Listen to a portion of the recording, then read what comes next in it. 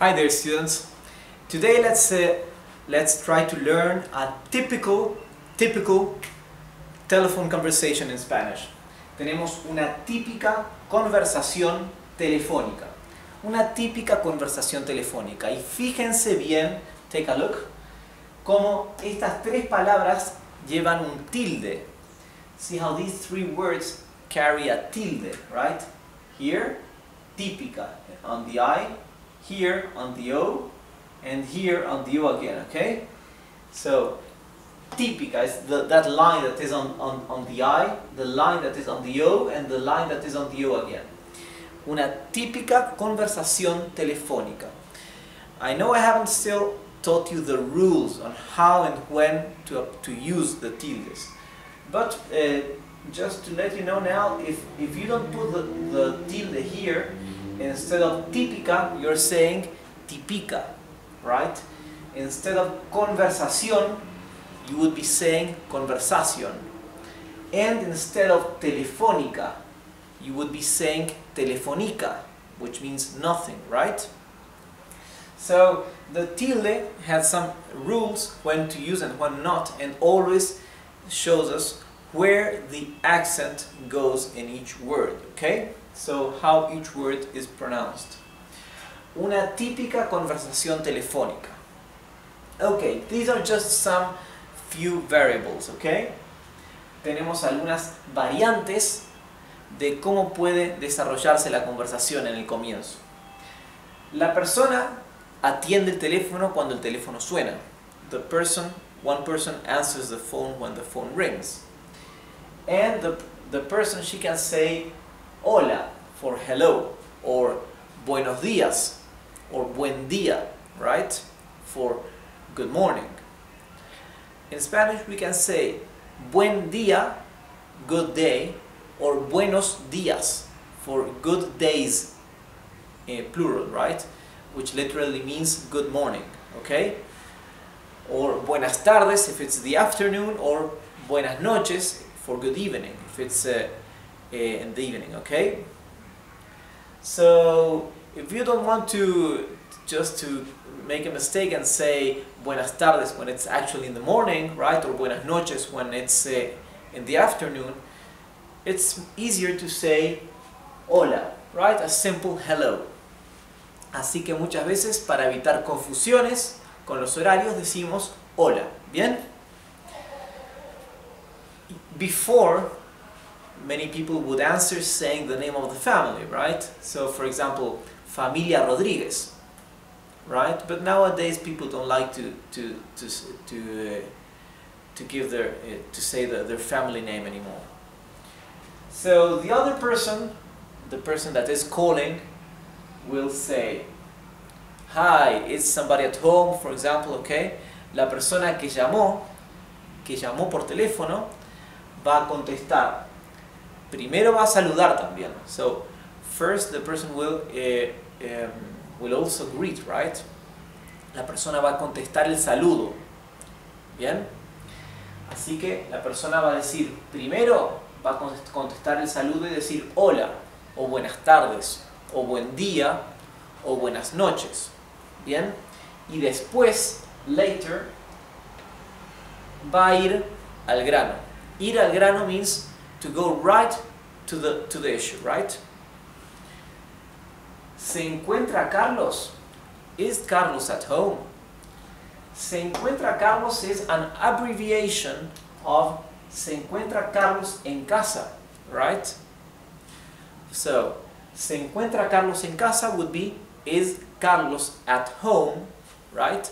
But in Spanish, we abbreviate that and we just say se encuentra Carlos, which would be in English, is Carlos?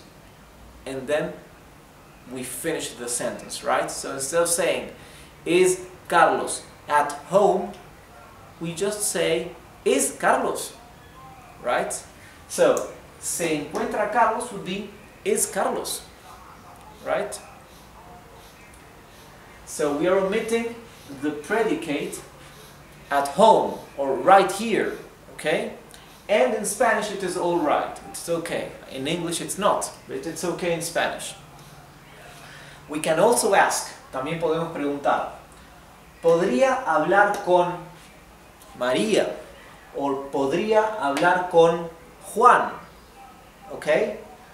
Could I speak with Juan or Carlos or whoever, right? ¿Podría hablar con Malena? Could I speak with Malena? We can add a please if we want. ¿Podría hablar con Malena, por favor? Right? Or we can also ask, we can ask the person who answered the telephone. ¿Con quién estoy hablando? ¿Con quién estoy hablando? Who am I talking with?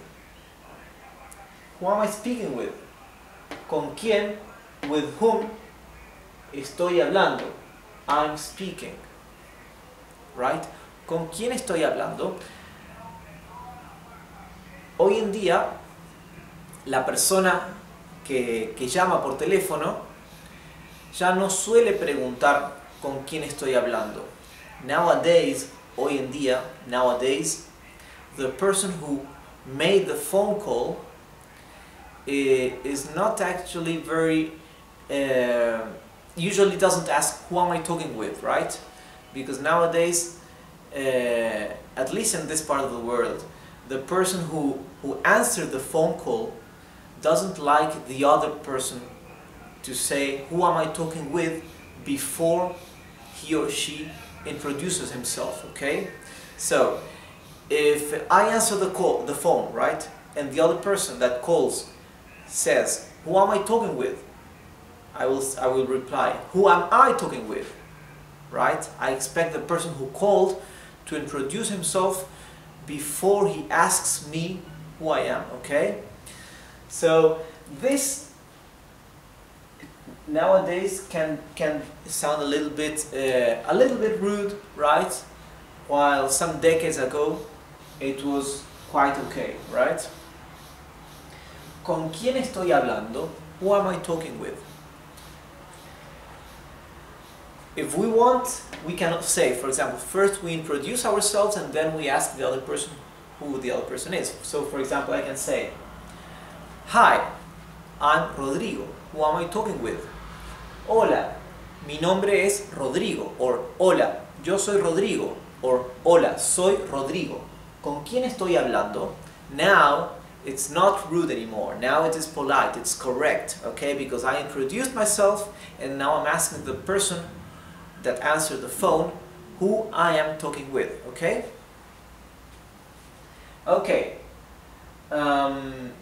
So, I asked, is Carlos at home? ¿Se encuentra Carlos? ¿Se encuentra Carlos? Or ¿se encuentra Carlos en casa? The person that answered the phone can say, él no se encuentra. Él no se encuentra. Right? He is not here. Right? Él no se encuentra is again another abbreviation. The full sentence would be, él no se encuentra en casa, at home. Or él no se encuentra aquí. He is not here. Right? ¿Quién habla? Who speaks, or who's speaking? Who's speaking? ¿Quién habla? Right? In Spanish, we usually say ¿quién habla? That means who speaks, right? Not who is speaking, right? In English, we use the present continuous. Who is speaking? In Spanish, we simply use the simple present, okay? ¿Quién habla?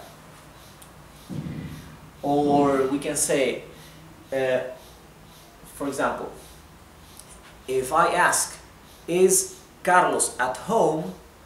The other side of the line can ask me, on whose behalf are you wanting to talk to Carlos, okay? So, de parte de quién? This is very, very usual.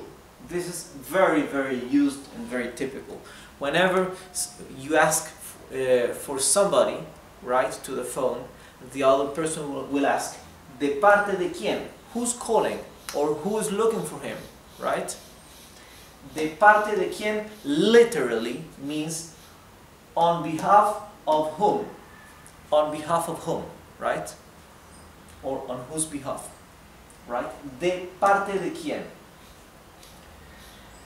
Or can also answer to me. Acaba de salir.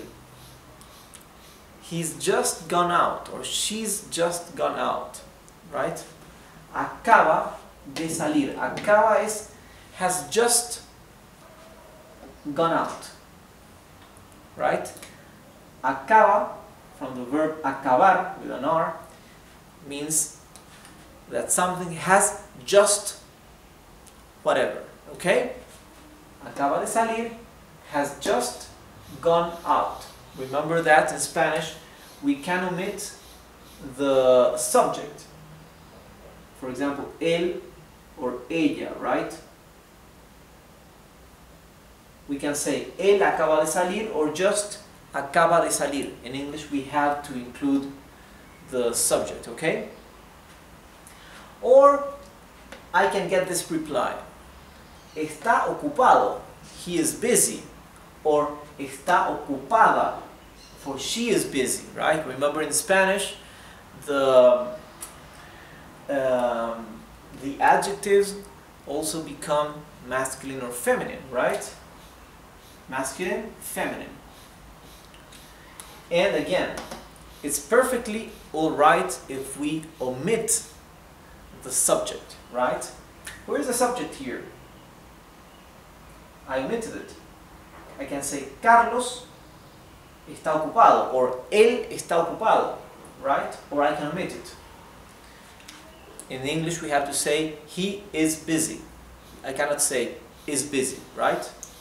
Está ocupado would be like saying is busy. But in Spanish it's perfect.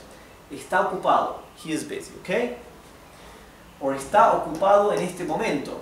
He is busy at this moment, right? At this precise moment. Or ella está ocupada en este momento. She is busy at this moment. Then I can get this answer. Vuelva a llamar en media hora. Vuelva a llamar en media hora. Vuelva means again or once again, right? But it's a verb. It doesn't mean again. The word for again means is otra vez, right? Or nuevamente. Vuelva, it would be like again, but a verb, right? Means to do something again, we can say, okay? To do something again. So, vuelva a llamar is call again, right? Or do call again in half an hour. Vuelva a llamar en media hora. Here you can see that the verb volver is conjugated for usted, right? Usted is the polite and respectful you. Remember that in Spanish we have this polite and respectful you that we use when we are speaking to somebody we do not know, okay? Somebody we are not acquainted with. So when we call somebody on the phone and we speak with somebody we do not know, we do not use the tú, right? We use the usted, the respectful you. Therefore, vuelva is conjugated for usted, not for tú.